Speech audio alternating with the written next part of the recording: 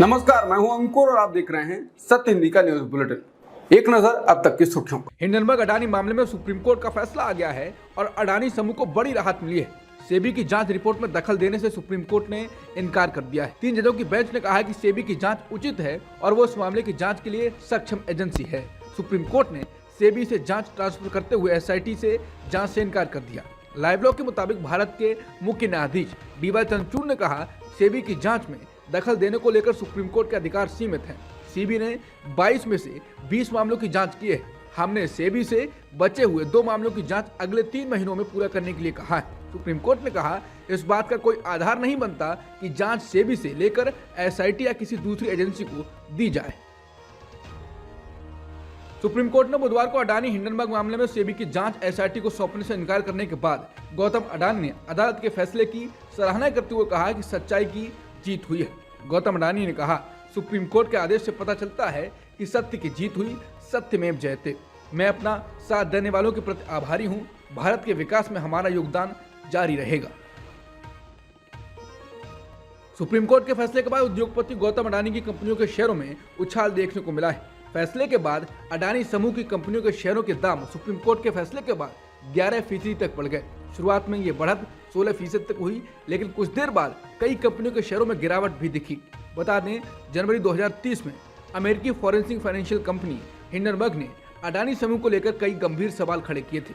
हालांकि अडानी समूह ने इस रिपोर्ट को खारिज कर दिया था, लेकिन इस रिपोर्ट के सामने आने के बाद अडानी समूह के शेयरों में बड़ी गिरावट देखने को मिली थी।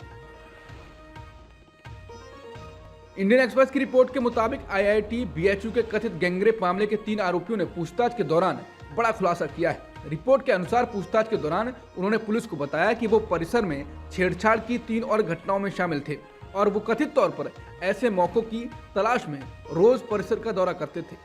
जांच में शामिल अधिकारियों ने द इंडियन एक्सप्रेस को बताया कि उनके कॉल डिटेल रिकॉर्ड के विश्लेषण से इसकी पुष्टि हुई है। रिपोर्ट के मुताबिक रात 11 बजे से 1 बजे के बीच परिसर में उनका स्थान अक्सर दिखाई देता है। कांग्रेस ने आईआईटी बीएचयू मामले में ट्वीट कर कहा है कि आपको पता है, बीजेपी के 3 पदाधिकारियों ने बीएचयू में गैंगरेप किया, लेकिन अब जो बातें सामने आ रही हैं वो स्तब्ध करने वाली हैं। बीजेपी के इन बलात्कारियों ने पुलिस को बताया कि वो बीएचयू में पहले भी लड़कियों से छेड़खानी करते रहे हैं। बीजेपी के ये तीनों बलात्कारी अक्सर लड़कियों का पीछा करते, उनका दुपट्टा खींचते, उनसे छेड़छाड़ करते। खास तौर से रात के वक्त ये बीएचयू कैंपस में जाते ताकि लड़कियों को छेड़ सकें। कितनी घिनौनी मानसिकता इनकी है। ट्वीट में कांग्रेस ने आरोपियों के साथ पीएम मोदी और स्मृति ईरानी के फोटो भी साझा किए हैं। सत्य हिंदी के वरिष्ठ पत्रकार आशुतोष ट्वीट कर कहते हैं कि किसी अपराधी की किसी नेता के साथ फोटो हो जाए तो क्या नेता भी अपराधी हो गया? ये कहाँ की पत्रकारिता है? आज स्मार्टफोन के जमाने में जब हर कोई फोटो खिंचाना चाहता है, विरोध में अंधा हो जाना ठीक नहीं है। बता दें, आईआईटी बीएचयू मामले में लोग आरोपियों के फोटो बीजेपी नेताओं के साथ साझा कर रहे हैं। दिल्ली के मुख्यमंत्री अरविंद केजरीवाल बुधवार को ईडी के एक और समन पर नहीं पहुंचे। ये तीसरी बार है जब केजरीवाल ने ईडी के दिए नोटिस पर पेश नहीं होने का फैसला किया है। न्यूज एजेंसी पीटीआई और एएनआई के मुताबिक केजरीवाल ने इस बारे में ईडी को लिखित में जवाब भेजा है। इस चिट्ठी में आम आदमी पार्टी ने कहा है कि केजरीवाल जांच एजेंसी का सहयोग करने के लिए तैयार है, लेकिन ये दावा भी किया जाता है कि एजेंसी ने ये नोटिस केजरीवाल को गिरफ्तार करने के लिए भेजा है। पीटीआई के मुताबिक पार्टी ने आरोप लगाया है कि चुनावों से ठीक पहले नोटिस क्यों भेजा गया है। ये नोटिस साजिश है ताकि केजरीवाल को चुनावी अभियान करने से रोका जाए।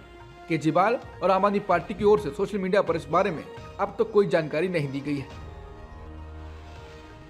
दिल्ली के मंत्री सौरभ भारद्वाज ने बुधवार को कहा कि मनीष सिसोदिया 1 साल से गिरफ्तार हैं। वो मनीष सिसोदिया के खिलाफ कोई सबूत नहीं जुटा पाए और अब अरविंद केजरीवाल को गिरफ्तार करने की तैयारी की जा रही है। विपक्षी नेताओं की गिरफ्तारी के लिए लगातार प्रयास किए जा रहे हैं। बीजेपी नेताओं के खिलाफ कई मामले सामने आते हैं, लेकिन उन पर कोई कार्रवाई नहीं होती है। बीजेपी शुभेंदु अधिकारी से लेकर मुकुल रॉय, पेमा खांडू, अजित पवार, हेमंता बिस्वा शर्मा सभी के खिलाफ अभियान चला रही थी और फिर वो बीजेपी में शामिल हो गए। भारद्वाज ने मीडिया से कहा, ईडी या केंद्र सरकार ने ये नहीं बताया कि वो केजरीवाल को किस हैसियत से बुला रहे हैं। ना वो अभियुक्त हैं, ना गवाह हैं। केजरीवाल को बुलाए जाने की टाइमिंग पर भी सवाल है। चुनावों से पहले केजरीवाल को गिरफ्तार करने की साजिश की जा रही है ताकि वो लोकसभा चुनावों के अभियान में ना जा पाएं और उन्हें जेल में बंद कर दिया जाए। विपक्षी गठबंधन इंडिया की राजनीति में इन दिनों तेज चर्चा चल रही है कि नीतीश कुमार विपक्षी गठबंधन के संयोजक बन सकते हैं। खबरों के मुताबिक आज एक ऑनलाइन मीटिंग हो सकती है जिसमें नीतीश कुमार के नाम का ऐलान हो सकता है। सूत्रों के मुताबिक नीतीश कुमार ने लालू यादव, उद्धव ठाकरे और आम आदमी पार्टी के संयोजक अरविंद केजरीवाल से बात कर ली है। जानकारी के मुताबिक सीएम केजरीवाल नीतीश के नाम से सहमत हैं। इस बारे में कांग्रेस से भी बात कर ली गई है और गठबंधन के अन्य नेताओं से बात की जा रही है। मध्य प्रदेश के शाहजहांपुर में ट्रक ड्राइवर्स की हड़ताल के दौरान कलेक्टर किशोर कन्याल की कही बातों का एक अंश सोशल मीडिया पर चर्चा में है। वायरल वीडियो में जो हिस्सा दिखा है और सुना जा सकता है उसमें शाहजहांपुर जिले में ड्राइवर्स के साथ बैठक के दौरान कलेक्टर किशोर कन्याल गुस्से में कहते हैं, क्या करोगे तुम, क्या औकात है तुम्हारी। इस पर वहां खड़ा एक व्यक्ति जवाब देता है, यही तो हमारी लड़ाई है कि हमारी कोई औकात नहीं है, हम हाथ जोड़कर आपसे विनती कर रहे हैं। न्यूज एजेंसी पीटीआई के मुताबिक ऐसा कहने वाले व्यक्ति को वहां से हटा दिया गया, मगर इस वाकये का वीडियो सोशल मीडिया पर वायरल हो गया। इसी वीडियो को लेकर कांग्रेस सांसद शशि थरूर ने गालिब का शेर साझा किया है, हर एक बात पे कहते हो तुम कि तू क्या है, तुम ही कहो ये अंदाजे गुफ्तगू क्या है। हालांकि इस वीडियो के सामने आने के बाद कलेक्टर किशोर कन्याल ने भी अपना पक्ष रखा। उन्होंने कहा कि हमारा उद्देश्य था कि यह स्पष्ट रहे कि कोई भी व्यक्ति कानून व्यवस्था नहीं बिगाड़ेगा। आपको अपना आंदोलन शांतिपूर्ण तरीके से करना होगा, कीजिए, कोई समस्या नहीं है। कोई ट्रक वाला सामान लेकर आ रहा है तो उसे कोई रोकेगा नहीं। मध्य प्रदेश के शाहजहांपुर जिले के कलेक्टर किशोर कन्याल को सीएम मोहन यादव ने पद से हटा दिया है। किशोर कन्याल के ट्रक ड्राइवर से बातचीत के एक हिस्से का वीडियो सोशल मीडिया पर वायरल हो गया। इस वीडियो में किशोर कन्याल एक ड्राइवर से कहते हुए दिखाई देते हैं, क्या करोगे तुम, क्या औकात है तुम्हारी। अब मध्य प्रदेश के सीएम डॉक्टर मोहन यादव ने कहा कि अधिकारी का ऐसी भाषा बोलना उचित नहीं है, खासकर ये सरकार तो गरीबों की सरकार है। मनुष्यता के नाते हमारी सरकार में ये भाषा स्वीकार नहीं है। मुख्यमंत्री बोले, मैं खुद मजदूर परिवार से निकला हुआ बेटा हूँ, मैं समझता हूँ कि आगे से अधिकारी कोई ऐसी भाषा बोलता है तो उसे मैदान में रहने का अधिकार नहीं है। दोबारा जो अधिकारी इस पद पर आएगा वो भाषा और व्यवहार का ध्यान रखेगा। ईडी ने झारखंड में कथित अवैध खनन की मनी लॉन्ड्रिंग जांच के तहत बुधवार सुबह रांची में झारखंड के मुख्यमंत्री हेमंत सोरेन के कुछ करीबी सहयोगियों के परिसरों पर छापेमारी की। ईडी के छापे के घेरे में आए अभिषेक प्रसाद हेमंत के प्रेस सलाहकार हैं। एएनआई के मुताबिक अभिषेक प्रसाद के आवास और साहिबगंज के डिप्टी कमिश्नर के आवास सहित 12 स्थानों पर तलाशी ली जा रही है। ये छापेमारी तब हुई जब मुख्यमंत्री ने ईडी द्वारा जारी समन को नजरअंदाज कर दिया और कहा कि उन्होंने पहले ही एजेंसी को अपनी संपत्तियों के सभी विवरण उपलब्ध करा दिए हैं और समन अवैध है। उत्तर प्रदेश में बच्चों के स्कूटी कार चलाने पर रोक लगा दी गई है। 18 साल से कम उम्र के बच्चे स्कूटी कार अब नहीं चला सकेंगे। यदि अभिभावकों ने बच्चों को स्कूटी कार दी तो उन्हें 3 साल की सजा होगी और 25,000 रुपए का जुर्माना भी लगेगा। इजराइल ने मंगलवार को लेबनान की राजधानी बेरूत में एक बिल्डिंग पर हमला किया जिसमें हमास के डिप्टी लीडर सालेह अल अरूरी की मौत हो गई।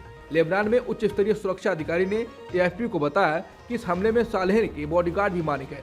इस हमले में टारगेट की गई बिल्डिंग की 2 मंजिलें और एक कार क्षतिग्रस्त हो गई। लेबनानी मीडिया के मुताबिक बेरूत के दक्षिणी हिस्से की इस बिल्डिंग में हमास का दफ्तर था।